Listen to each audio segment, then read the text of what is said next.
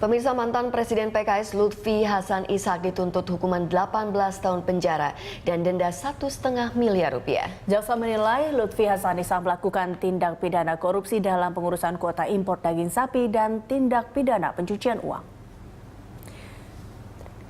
Jaksa Rini Triningsih meminta majelis hakim menjatuhkan pidana penjara kepada terdakwa Lutfi Hasan Ishak selama 10 tahun dalam tindak pidana korupsi dan 8 tahun dalam tindak pidana pencucian uang.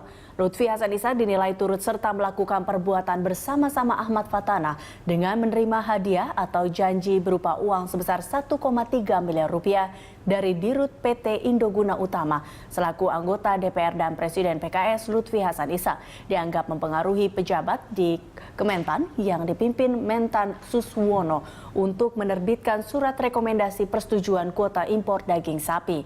Selain itu, Lutfi juga dinilai melakukan tindak pidana pencucian uang dengan menempatkan, mentransfer, membayar atau membelanjakan dan mengibahkan harta kekayaan yang diduga hasil tindak pidana.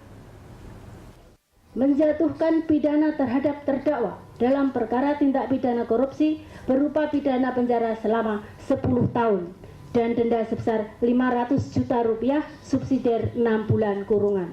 Perkara tindak pidana pencucian uang berupa pidana penjara selama 8 tahun dan denda sebesar 1 miliar rupiah subsidiar 1 tahun dan 4 bulan kurungan.